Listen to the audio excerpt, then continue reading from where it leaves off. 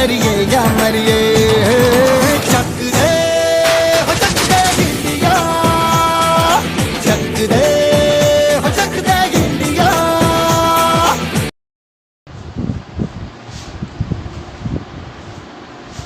Hello दोस्तों, कैसे हैं आप सब। आप देख रहे हैं आपकी अपनी एक पाठशाला। वेलकम है आपका अपनी क्लास में। आशा कर रहे हैं आप घर पर बैठकर हमारे साथ अपनी लेक्चर्स को और अपनी स्टडी को कंटिन्यू कर रहे होंगे, अपना ध्यान रख रहे होंगे, अपनी फैमिली का ध्यान रख रहे होंगे। और जैसा कि आपको पता है कि हम अपने बिजनेस स्टडी के भी पॉइंट्स काफ़ी सारे क्लियर कर चुके हैं। लास्ट लेक्चर में हमने टेक्निक्स पढ़ी थी। टेक्निक्स का एक ही पॉइंट पढ़ा था हमने, उसके अंदर हमने फंक्शनल फोरमैनशिप के बारे में डिस्कस किया था और इसका एक डायग्राम भी प्रिपेयर किया था। जिन बच्चों ने अभी लास्ट वीडियो नहीं देखी वो पहले अपना लास्ट लेक्चर क्लियर करें, उसके बाद इस वीडियो को कंटिन्यू करना। फंक्शनल फोरमैनशिप के अंदर हमने ये पढ़ा था कि जो मैनेजर है या फिर जो कंपनी चल रही है वो कंपनी अपने कामों को 2 पार्ट्स में डिवाइड कर देती है। जिसको जो काम सौंपना है वो उसी के क्या प्रिपेयर कर देती है, डिपार्टमेंट्स बना देती है, जिससे काम क्या हो जाएगा, आसानी हो जाएगी और काम क्या होएगा, जल्दी भी होगा। जैसे हमने पढ़ा था कि जो मैनेजर है वो 2 प्लानिंग ऑफिसर बना दिया और उसने क्या कर दिया, प्रोडक्शन डिपार्टमेंट बना दिया। जो प्लानिंग है वो क्या काम कर रहा है, रूट क्लर्क का काम कर रहा है। मतलब उसने आगे अपने वर्कर्स, अपने कोऑर्डिनेट्स इस तरह से डिवाइड कर दिए जिसमें वो रूट क्लर्क मतलब टाइम वगैरह चेक किया जा रहा है, इंस्ट्रक्शंस दी जा रही है, इस टाइप का काम किया जा रहा है। और जो प्रोडक्शन डिपार्टमेंट है उनमें एक गैंग फोर्स है, गैंग फोर्स पे रिपेयरिंग वगैरह इस टाइप का और इंस्पेक्शन का काम किया जा रहा है। ये हमने लास्ट की वीडियो में डिस्कस किया था। आज की जो वीडियो है हमारी टेक्निक से रिलेटेड है। टेक्निक्स में जो आगे की टेक्निक है उसके बारे में हम डिस्कस करेंगे बच्चे। जैसा कि पता है कि हमारी जो साइंटिफिक मैनेजमेंट है वो किसके द्वारा दी गई थी, एफडब्ल्यू टेलर के द्वारा दी गई थी। और जो प्रिंसिपल्स ऑफ मैनेजमेंट है वो हेनरी फ्यूल के द्वारा दिए गए थे। इसके बीच में एक डिफरेंस भी आएगा एग्जाम के पॉइंट ऑफ व्यू से, वो भी मोस्ट इंपोर्टेंट है और टेक्निक्स भी मोस्ट इंपोर्टेंट। अब जो नेक्स्ट टेक्निक है हमारी स्टैंडर्डाइजेशन ऑफ द वर्क, जो नेक्स्ट टेक्निक है उसके बारे में डिस्कस करेंगे। Standardization of the work. सबसे पहले हमें मीनिंग क्लियर होना चाहिए स्टैंडर्ड का, कि स्टैंडर्ड क्या होते हैं। जब भी हम कोई काम करते हैं तो जो कंपनी है वो क्या करेगी, सबसे पहले अपने एक स्टैंडर्ड डिसाइड कर देगी कि मुझे अपनी फर्म में कितनी प्रोडक्शन करनी है, कहाँ से डाटा लेना है, कहाँ से रॉ मटेरियल लेना है, कितना लेना है, सब कुछ क्या कर दिया जाएगा, पहले ही डिसाइड कर लिया जाएगा। कितनी लेनी है, कितनी क्वांटिटी में लेनी है, किस प्राइस पर लेनी है, क्या बजट रहेगा, ये सब कुछ क्या है पहले से ही डिसीजन ले लिए जाए। तो ये क्या कहलाता है, स्टैंडर्ड कहलाता है। मतलब एक प्रॉपर जो हमने अचीव करना है, एस्टिमेटेड अचीवमेंट बोल सकते हो, मतलब जितना हमने एस्टिमेट लगाया कि इतना अचीव करना है उसके बारे में पहले ही टारगेट डिसाइड कर लेना, वो स्टैंडर्डाइजेशन कहलाता है। जैसे मेरी कंपनी ने, मैंने अपनी कंपनी को चाहता हूं कि ज्यादा से ज्यादा प्रोडक्शन हो, ज्यादा से ज्यादा सेल हो और ज्यादा से ज्यादा प्रॉफिट हो, तो मैंने अपनी कंपनी को क्या दे दिया, टारगेट दे दिया कि मुझे 100 यूनिट चाहिए, इतना रॉ मटेरियल चाहिए, यहां से चाहिए, इतने बजट में चाहिए। वो क्या हो गया, स्टैंडर्ड हो गया, मतलब एस्टिमेशन हो गया। उसके बाद जब मैं चेक करता हूं कि मेरी फर्म ने कितनी प्रोडक्शन करी, किस बजट में रहकर करी, कितनी क्वांटिटी उसके पास एट प्रेजेंट है, तो ये क्या कहलाएगा, एक्चुअल वर्क कहलाएगा। मतलब स्टैंडर्ड के साथ हम एक्चुअल वर्क को क्या कर सकते हैं, कंपेयर कर सकते हैं। किस लिए, कि हमने अपने बिजनेस में अचीवमेंट प्राप्त करी है या नहीं करी, कि जो मैंने ऑब्जेक्टिव डिसाइड किए थे, जो मैंने अपनी फर्म के लिए सोचा था कि मुझे ये अर्न करना है, वो चीज मुझे मिली है या नहीं मिली, ये किसके लिए किया जाता है, स्टैंडर्ड के लिए। क्लियर है, स्टैंडर्डाइजेशन में ये किया जाता है। तो स्टैंडर्डाइजेशन ऑफ वर्क में लिखता है क्या, it refers to the process, वो प्रोसेस है of setting the standards for the various business activities. मतलब बहुत सारी बिजनेस एक्टिविटीज की जाती हैं, process of setting the standards, standard decide किए जाते हैं। किस टाइप के स्टैंडर्ड्स, कि जो हमने एस्टीमेट लगाया था, मतलब जो एस्टिमेशन है हमारे बिजनेस का, जो हमने अचीव करना है। तो टेक्निक कहती है कि आपको अपने बिजनेस में जो काम करना चाहिए वो स्टैंडर्डाइजेशन ऑफ वर्क के अकॉर्डिंग करना चाहिए। मतलब काम करने से पहले, एक्चुअल परफॉर्मेंस चेक करने से पहले आपको अपने बिजनेस में एस्टिमेट लगा लेना चाहिए कि आपका बिजनेस कितना अचीव करेगा, कितना कर सकता है। उसकी वर्क परफॉर्मेंस को पहले से ही डिसाइड डिसाइड कर लेना, वो स्टैंडर्डाइजेशन ऑफ वर्क कहलाता है। तो टेक्निक का क्या रोल हुआ कि आपको अपने बिजनेस में पहले से ही स्टैंडर्ड डिसाइड कर लेने चाहिए कि आपको किस तरह से काम करना है, जिससे आप अपने बिजनेस के प्रॉफिट्स को क्या कर सको, ज्यादा से ज्यादा अर्न कर सको। क्लियर है? उसके बाद लिखते हैं simplification of work. Simplification of work का मतलब है सिंप्लीफिकेशन मतलब सिंपल तरीके से, आसान तरीके से आपको अपने बिजनेस में इस तरह का काम करना चाहिए कि जो आपका काम है वो क्या हो जाए, बहुत आसान हो जाए। सिंप्लीफिकेशन कि बहुत इजी मेथड को क्या करना चाहिए, अडॉप्ट करना चाहिए। जैसे आपने कभी ये चेक किया है कि जब आप शूज की शॉप पर जा रहे हो, चप्पल लेने जा रहे हो, कुछ भी लेने जा रहे हो इस टाइप का, तो आप क्या बोलते हो, कितना नंबर, 9 नंबर दिखा दो, 10 नंबर दिखा दो।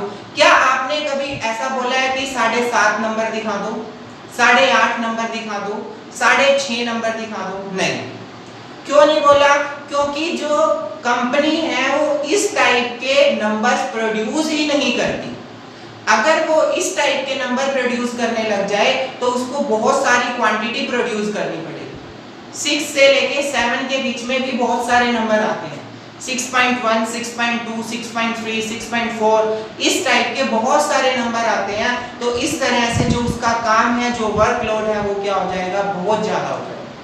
तो टेक्निक कहती है, साइंटिफिक मैनेजमेंट कहता है कि आपको अपने काम को सिंप्लीफिकेशन ऑफ वर्क के अकॉर्डिंग करना चाहिए, जो आपकी फर्म के लिए क्या हो, आसान हो, और जो आप की प्रोडक्शन को क्या कर सके, मतलब ज्यादा तो कर ही रहा है बट आपके लिए आसानी से कर सके। आपकी प्रोडक्शन तो कर रहा है, आपकी डिमांड को फुलफिल तो कर रहा है, लेकिन आसानी से कर सके, उसको कोई दिक्कत ना हो, तो प्रोडक्शन इस तरह से की जानी चाहिए। तो नेक्स्ट कहता है simplification of work. It refers to the technique, वो टेक्निक है which is used to put an end to unnecessary type, मतलब जो अनावश्यक टाइप्स हैं, जो जिसकी आपको जरूरत नहीं है, unnecessary types, qualities, size, weight, etc. of the products।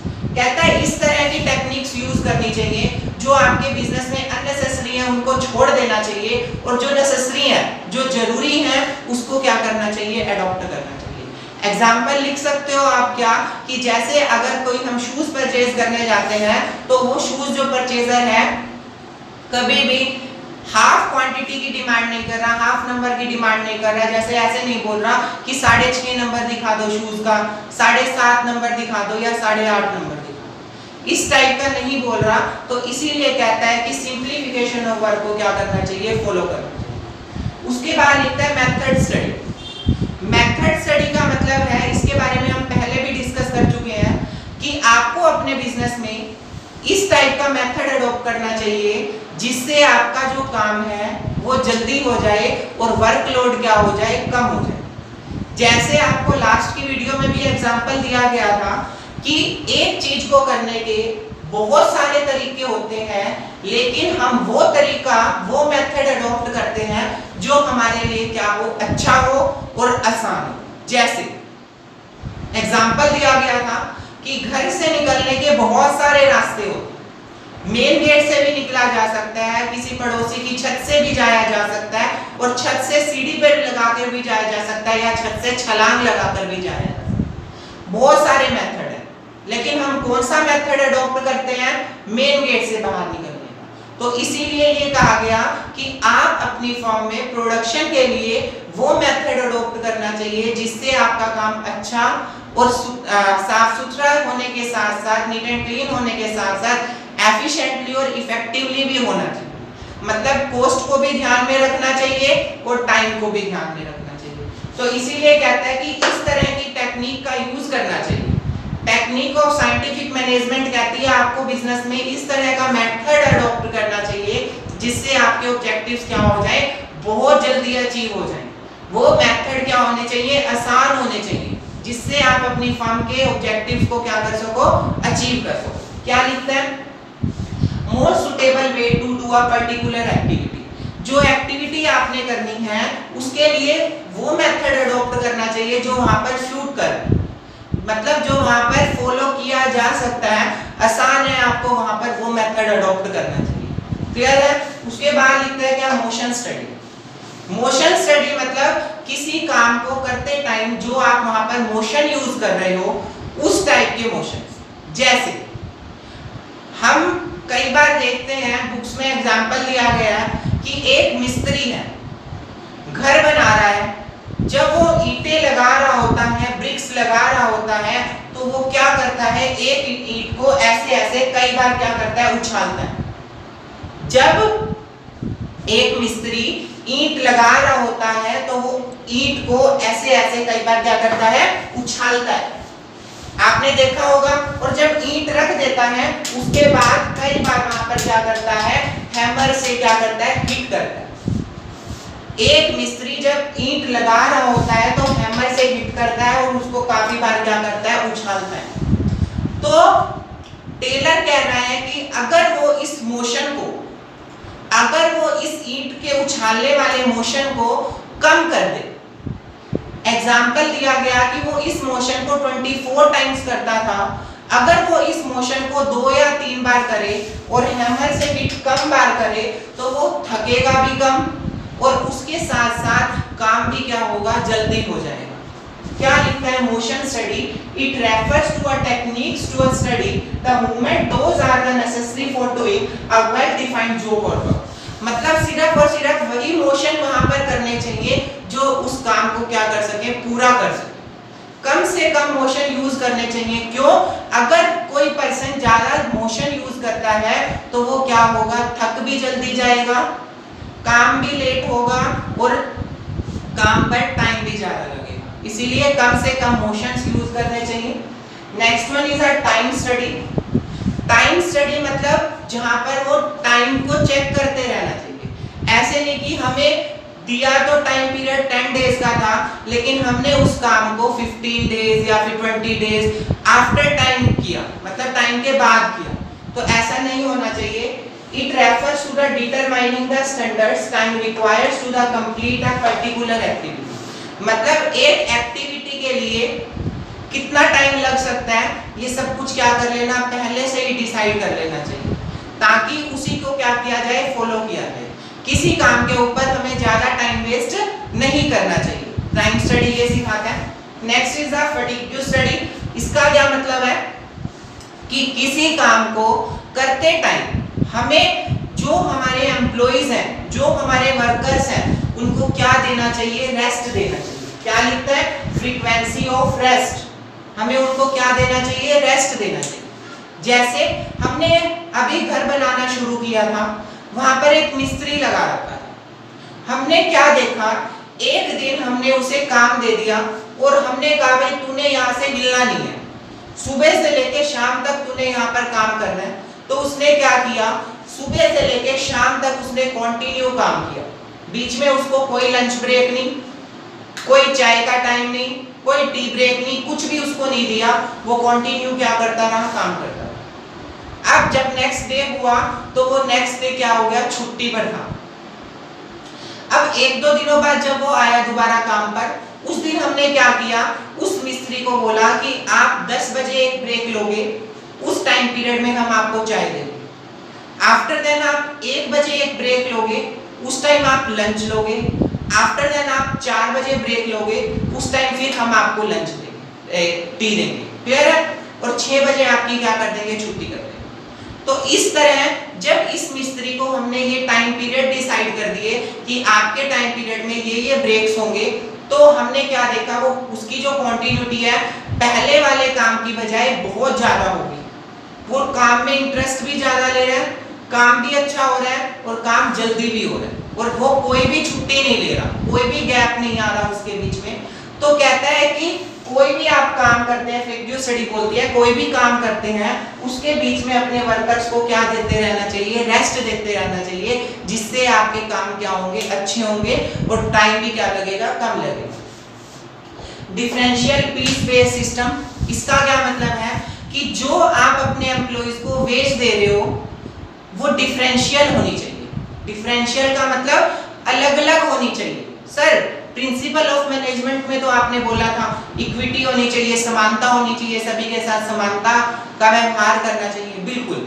लेकिन यहाँ पर कहता है कि अगर कोई एम्प्लॉई कम काम कर रहा है तो उसको कम वेज देनी चाहिए, अगर कोई एम्प्लॉय ज्यादा काम कर रहा है तो उसको ज्यादा वेज देनी चाहिए। मतलब उसके काम के अकॉर्डिंग हमें वेज को क्या कर देना चाहिए, डिवाइड कर देना चाहिए। काम के अकॉर्डिंग, उसी के अकॉर्डिंग उसको मजदूरी दी जानी चाहिए। अगर कोई वर्कर 7 घंटे काम कर रहा है तो उसको 7 घंटे की वेज दी जानी चाहिए। अगर कोई वर्कर 8 घंटे काम कर रहा है तो उसको 8 घंटे की वेज दी जानी चाहिए। अगर कोई वर्कर एक्स्ट्रा वर्क कर रहा है तो उसको एक्स्ट्रा वर्क की वेज दी जानी चाहिए। तो डिफरेंशियल वेज सिस्टम कहता है कि जो वर्कर जिस तरह का काम कर रहा है उसको उसी की तरह वेज सिस्टम हमें डिवाइड कर देना चाहिए। लास्ट बोलता है मेंटल रिवैल्यूएशन। मेंटल रिवैल्यूएशन होता है दिमाग को चेंज करना, मानसिकता, मानसिक विचारों के अंदर चेंज लाना। जैसे एक एम्प्लॉय अगर काम कर रहा है और उसके नीचे काफी सारे वर्कर काम कर रहे हैं, तो उस एम्प्लॉय के मन में ऐसी भावना नहीं होनी चाहिए कि मैं हाई पोस्ट पर काम कर रहा हूं और जो मेरे वर्कर हैं वो लो पोस्ट पर काम कर रहे हैं। इस तरह की कोई भी भावना नहीं होनी चाहिए। मतलब उसके अंदर मानसिक क्रांति लाना। मेंटल रिवॉल्यूशन की हिंदी लिख सकते हो, मानसिक क्रांति लाना किस तरह से लाई जा सकती है कि एम्प्लॉइज के दिमाग में इस तरह की कोई भी भावना नहीं होनी चाहिए कि हमारी पोस्ट हाई है और जो हमसे नीचे वर्कर्स काम कर रहे हैं उनकी पोस्ट लो है। मतलब ऊंच नीच की भावना नहीं होनी चाहिए। सभी को कोऑपरेशन के साथ काम करना चाहिए, मेल जोल की भावना के साथ काम करना चाहिए। इस तरह की टेक्निक हमें कहती है। फायदा क्या मिलेगा कि एम्प्लॉइज और वर्कर्स के बीच में जो रिलेशन है वो बहुत अच्छे होंगे और काम क्या होगा, बहुत अच्छा होगा, जिससे वर्कर्स अपनी नई नई सलाहें देंगे और उस सलाह से हम कई बार बिजनेस के ऑब्जेक्टिव्स को, अपनी फर्म्स के ऑब्जेक्टिव्स को बहुत जल्दी अचीव कर सकते हैं। तो इस तरह का मेंटल रिवॉल्यूशन फर्म में आना चाहिए, यूज करना चाहिए। तो ये टेक्निक्स थी हमारी। दोबारा से देखो फटाफट शॉर्ट्स में। फंक्शनल रिवैल्यूएशन फॉर्मेशन कहता है कि काम को डिवाइड कर देना चाहिए। स्टैंडर्ड डिसाइड कर लेने चाहिए, मतलब काम करने से पहले ही एस्टीमेट लगा लेना चाहिए इतना काम होना है। सिंप्लीफिकेशन मतलब काम को आसानी ढंग से करना चाहिए। मेथड स्टडी, एक चीज को करने के बहुत सारे मेथड हो सकते हैं, आपको आसान मेथड अडॉप्ट करना चाहिए। मोशन स्टडी, कम से कम मोशन यूज करने चाहिए। टाइम स्टडी, उसका जो टाइम पीरियड है पहले से डिसाइड कर लेना चाहिए। PQ स्टडी, जो रेस्ट है, वर्कर्स को, एम्प्लॉइज को रेस्ट दिया जाना चाहिए काम के दौरान। डिफरेंशियल पीस वेज सिस्टम, मतलब जो वेज है, जो काम कर रहे हैं उनको उसके काम के अकॉर्डिंग वेज दी जानी चाहिए। मेंटल रिवॉल्यूशन मतलब मिलजुल की भावना होनी चाहिए, मिलके काम करना चाहिए। इस तरह की फर्म की क्या होनी चाहिए, पॉलिसीज होनी चाहिए। टेक्निक्स को फॉलो करके अपने बिजनेस के ऑब्जेक्टिव्स को क्या कर सकता है, आसानी से अचीव कर सकता है। स्क्रीनशॉट ले लो बच्चे यहाँ का, आसानी रहेगी। और इसके नोट्स प्रिपेयर करते रहना साथ साथ। आगे की वीडियो में इसी से रिलेटेड केस स्टडी लेकर आएंगे और एक डिफरेंस लेके आएंगे प्रिंसिपल ऑफ मैनेजमेंट और साइंटिफिक मैनेजमेंट। तो यहाँ तक की स्टडी को कंटिन्यू करना। जिन्होंने पिछले लेक्चर्स नहीं देखे पहले वो पिछले लेक्चर्स देख लेना, तभी आगे के पॉइंट्स आपको क्लियर होंगे। अपना ध्यान रखना, घर पर रहना, स्वस्थ रहना। Okay, bye, thank you.